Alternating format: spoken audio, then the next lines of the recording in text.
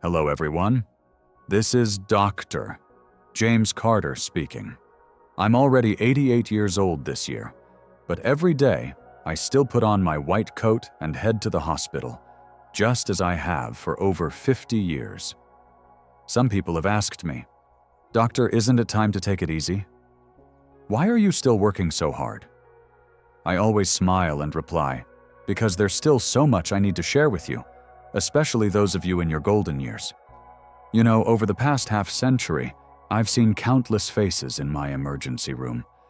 Some were fortunate enough to walk out with a smile, but sadly, there were also those who never made it back home.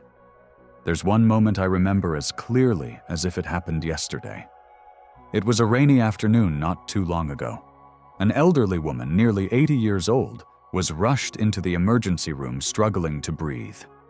Sweat covered her forehead, and her tearful eyes looked at me as if pleading for help.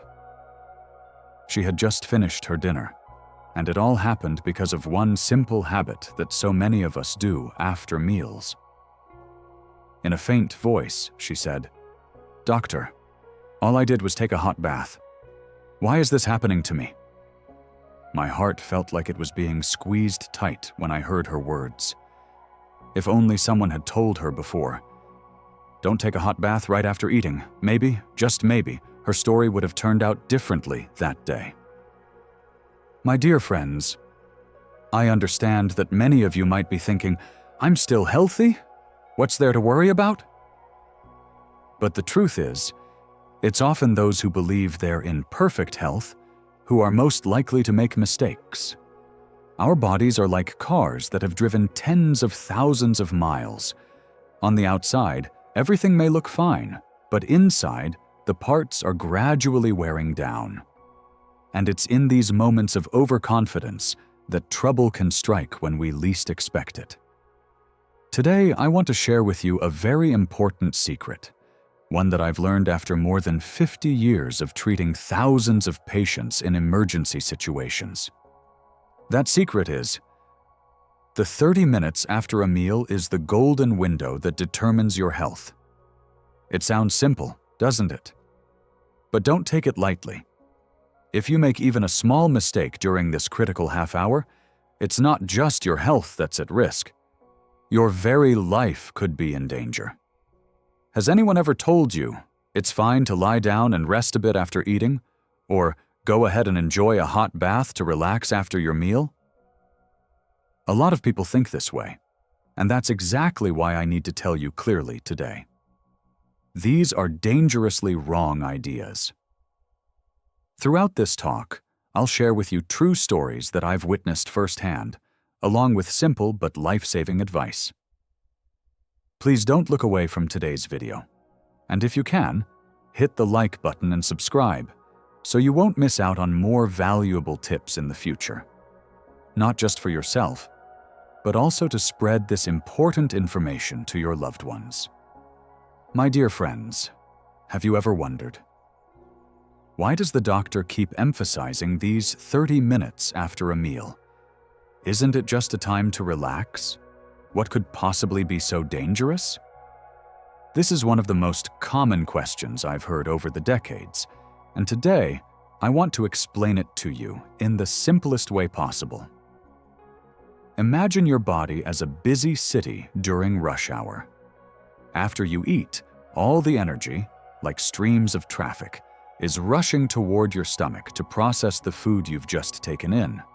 Your blood is like a fleet of delivery trucks carrying nutrients, and your stomach is like a giant factory needing fuel. Because of this, other areas, like your heart and brain, experience a temporary traffic jam, and less blood flows to them. Now, if at this moment you suddenly decide to lie down, take a hot bath, or exercise vigorously, it's like adding thousands more cars to an already congested city. What happens then? Accidents occur. In this case, those accidents are things like strokes, heart attacks, or even sudden death.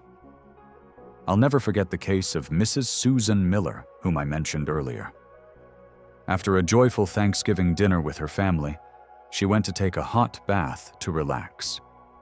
She had no idea that at that very moment, her blood was concentrated in her stomach. And when the hot water caused her blood vessels to dilate, the blood supply to her heart and brain dropped dramatically. Tragically, she suffered a stroke right there in the bathroom and never had the chance to say goodbye to her loved ones. Or take Mr. Robert Hayes, a man admired by everyone for his good health. He used to jog every week, but just one day, after a hearty meal, he decided to go for a run immediately without giving his body time to digest. He collapsed mid-run from a heart attack.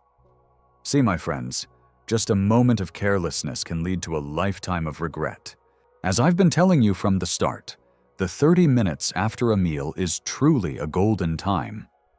And now, I want to share with you 3 things you must absolutely avoid during this crucial period. Think of these as 3 traps that your body can easily fall into if you're not careful. Believe me, these seemingly harmless actions have pushed countless patients of mine into life-threatening situations that could have been completely avoided. First of all, lying down right after eating. Do you know anyone who often says, "Let me just lie down a bit after a meal to relax"? Some people even think of it as a little pleasure after eating. But my friends, this is an extremely dangerous mistake. When we lie down immediately, stomach acid can easily flow back up into the esophagus. And when that acid goes the wrong way into the airway, it's like a spark landing in a dry forest. Pneumonia, acid reflux esophagitis. These are very real dangers. I clearly remember Mrs. Margaret Johnson from Denver. She had a lifelong habit of lying down for a nap right after lunch. She once told me, "Doctor, I'm just lying down for a little while. What could possibly go wrong?" But one day, she started struggling to breathe, coughing uncontrollably, unable even to speak. When she arrived at the hospital, we discovered that stomach acid had entered her lungs, causing severe damage. Thankfully, we caught it in time. If not, well, you can imagine the outcome. Next, taking a hot bath immediately after eating. I completely understand how tempting this feels. After a meal, stepping into warm water, letting your body relax. It sounds delightful, doesn't it? But my dear friends, I must be direct. This is a double-edged sword. After eating, your blood is already focused on digestion in the stomach. But when you take a hot bath, the heat causes blood to rush toward the skin to help cool the body. Now, your body is faced with 2 competing demands for blood. But in older adults, there isn't enough reserve to meet both needs. The result is insufficient blood flow to the heart and brain. Mr. Thomas Reed from Savannah is a clear example. He loved taking hot baths after dinner, thinking it was the perfect way to unwind after a long day. But one evening, while bathing, he suddenly collapsed. When he arrived at the hospital, he had already suffered a stroke and was left paralyzed on one side. When I heard the news, my heart sank. He had been such a healthy, cheerful man among his friends, but because of this small habit, his life was forever changed. And finally, the third mistake: engaging in strenuous exercise right after eating. You might be thinking, "But doctor, I need to exercise after meals so I don't gain weight." It sounds logical, but in reality, it's quite the opposite. If you exercise heavily right after eating, your body is forced to choose. Should it send blood to help digest your meal or to fuel your muscles? More often than not, the result is incomplete digestion, muscle fatigue from lack of blood flow, and an overworked heart. Mr. David Sullivan from Seattle was an enthusiastic sportsman. He always kept the habit of jogging after lunch to stay healthy. But one day, while jogging through the park, he felt a sharp pain in his chest and collapsed. Luckily, his friends called for emergency help in time, but much of his heart muscle had already suffered permanent damage. I cared for him during his recovery, and he kept repeating, "If only I had known this sooner." My dear friends, now that we've covered the 3 things you should never do after a meal, you're probably wondering, "So, doctor, what should I do after eating to stay healthy?" That's a fantastic question. And the good news is, there are plenty of gentle, beneficial things you can do to help your body recover and grow stronger every day. First, I recommend that you sit upright for at least 30 minutes after your meal. Sounds simple enough, right? But the benefits are far from simple. When you sit up straight, your stomach isn't compressed, food is digested more smoothly, and stomach acid is less likely to rise back up. I remember Mrs. Emily Watson from Austin once told me, "Doctor, ever since I started following your advice, I stopped lying down after meals and instead sit upright for 30 minutes. My stomach feels so much lighter. I used to rely on medication for indigestion, but not anymore." That's right, my friends. A simple habit like this helped her enjoy more than 10 healthy years without needing a single pill.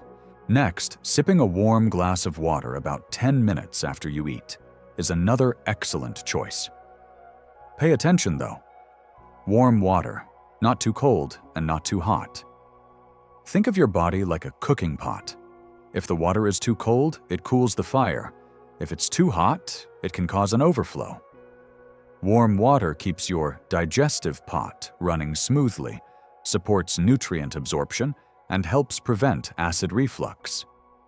Mr. Henry Brooks from Portland had suffered from heartburn his whole life, but since he began drinking warm water after meals, he happily told me, "Doctor, now that I drink warm water regularly, my heartburn has disappeared like magic." Third, I suggest you spend some time having a light conversation with your loved ones after eating. It could be with your spouse, children, grandchildren, or even a phone call to a friend. When we enjoy cheerful conversations, our mood improves, digestion works better, and stress is reduced. Mrs. Linda Carter from Tampa always spends about 15 minutes after meals chatting with her husband about their day. She said, "Just watching TV after eating feels so lonely. Now my husband and I talk and laugh together, and life feels so much brighter." Finally, after sitting and chatting for about 30 minutes, take a gentle walk for around 10 to 15 minutes. But remember, keep it gentle, like a relaxed stroll around the neighborhood. There's no need to rush. Mr. Michael Evans from Boise made it a habit to walk around his block every day after meals. The results were amazing. He was able to cut his diabetes medication in half and even lost 5 pounds. He beamed with joy when he told me, "Doctor, since I started walking after meals, I feel so much lighter." My dear friends, have you ever wondered, how much should I eat to stay healthy without feeling bloated or sluggish afterward? I believe many of us think that the more we eat, the stronger we'll be, right? In fact, this is a common belief, but it's actually a big misconception. I remember one of my former patients, Mr. William Foster from San Diego. For years, he believed that eating until he was completely full was the best way to maintain his strength. His meals were always overflowing, plate after plate. But one day, he started feeling heavy in his chest, short of breath, and drowsy after eating. When he came to the hospital, we discovered that his stomach had become so distended it was pressing against his heart. Just from years of overeating, his health had suffered tremendously. You see, when we overeat, it's like loading a car with far too much cargo. It can no longer move smoothly. The stomach is overworked, and most of the blood supply rushes there for digestion, leaving other organs like the heart and brain lacking essential blood flow. As a result, you feel sleepy and fatigued. That's your body's way of crying out, "I'm working way too hard here." So, what's the secret to eating just enough to stay healthy? I've developed a simple formula that you can start using today. It's easy. Eat an amount of food that fits into the palm of your hand. Yes, your very own palm. There's no need for complicated measurements. Just let your hand be your personal guide. Also, make sure to chew at least 20 times before swallowing. Every extra chew helps lighten the load on your stomach. Try it, and you'll feel the difference right away. That uncomfortable fullness will ease, and your body will feel much lighter after meals. There's another point I want to emphasize. Stop eating when you feel about 80% full. Don't wait until your stomach feels stretched to its limit before you put down your fork.